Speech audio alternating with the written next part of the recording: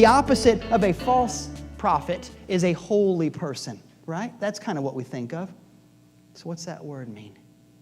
When I say the word holy, what do you think of? I mean, one of the definitions of holy is something that's far away. Don't go in there, it's holy. Don't do that. That's holy ground. We don't do anything over there. It's walled off, it's fenced in. Don't take your shoes off. You know, that kind of an idea. But wait a minute.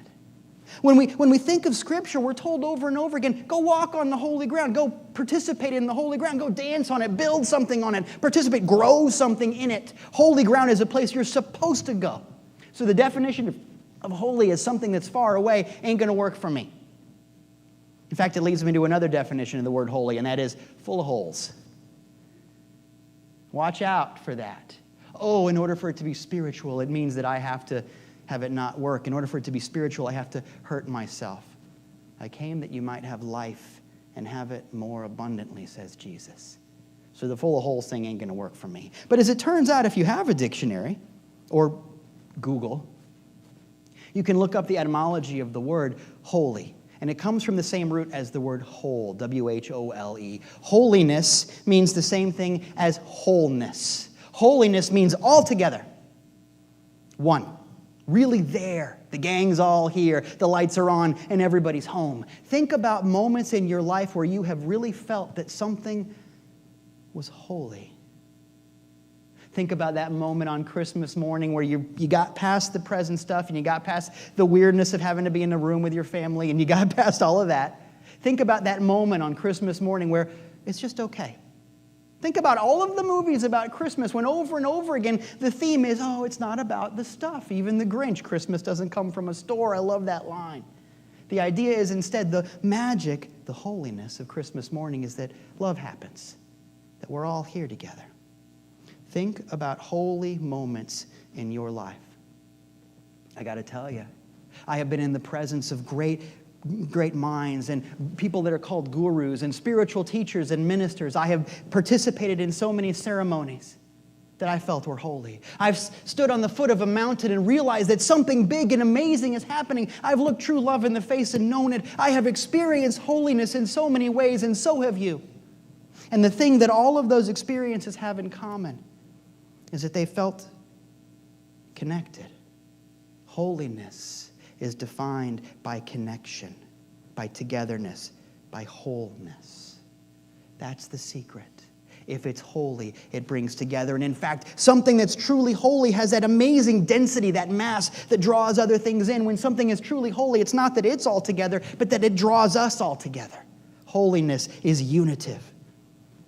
And that's a big deal, because that magnetic quality is something that everybody wants. I can't tell you how many times people say, oh man, I wish I was more magnetic. I wish I could attract to myself money.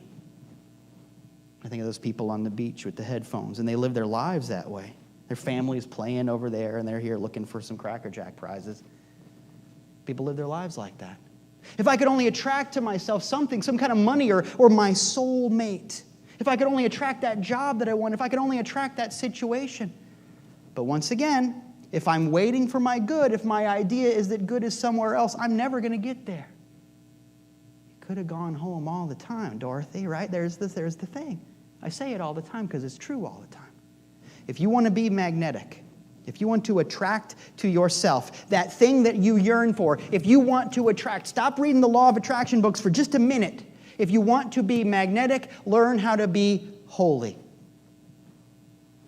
In other words, find something that expresses holiness in your life. Stop worrying about how the money is going to come in and just be where you are for just a moment. If you want to be holy, you must make an atonement. Ooh, that's a fancy word. It's a spiritual word. It sounds a little bit rough, like I'm going to have to do something that's uncomfortable. Well, maybe. But the word doesn't mean like forgiveness, like people think, oh, I must atone for this. That's not what I'm talking about. Although, if you screw something up, yeah, go make it right. But that's a lesson for another time. Atonement means at one mint. At one mint. In other words, if you want to be holy, if you want to be magnetic, if you want a prosperous life, a healthy life, a life that works, do something in the name of oneness. Make your at one mint. Yesterday, a bunch of us served at the Feeding America Food Bank, and Jenny talked about that a minute ago. It was amazing. We worked so hard, and we danced, and we sang, and it was crazy and beautiful, and I had to buy a new shirt. I was so sweaty. It was awful, but amazing, beautiful. I loved it. And one of the things that I loved about it was all over that big warehouse. I don't know if everybody noticed who was there, but all over the warehouse they had these posters of people. And different ways, the sayings were different on different posters, but basically it said, we're all in this together. I'm just like you. It's not that certain people are other and we're supposed to look down on them. They is us. Our at one-ment was the idea that, you know what, we're all in this together, so here's some canned food. It wasn't complicated. But because we were gathered not in the name of pity or shame or lack, we were gathered in the name of at one-ment, we were one there. And man, the teamwork was amazing. It's not a competition, although we destroyed the other teams. Yes, we did. Oh man, I'll tell you, because they would just keep bringing in forklifts full of pallets of stuff, and we had to sort it out and put it in boxes and run it to the shelves, and we were moving so fast that we cleared out our stuff way before the other groups. I called them teams. I guess they were groups. Whatever. Teams. But I mean, it wasn't even close. And it was because we loved it. But it was because we worked together. When you step out in terms of at one-ment, you start to experience oneness right away. And we worked together, and man, oh man, we saw some people left early because the work was too hard. So you know what we did? We took over for them. And the people who worked there said, I can't, thank you, I'm sorry that you have to do this. And I'm not, because I'm doing it. Here you go, let's move some boxes. It was amazing. It was prosperity. That's how this works. Make your at one-ment.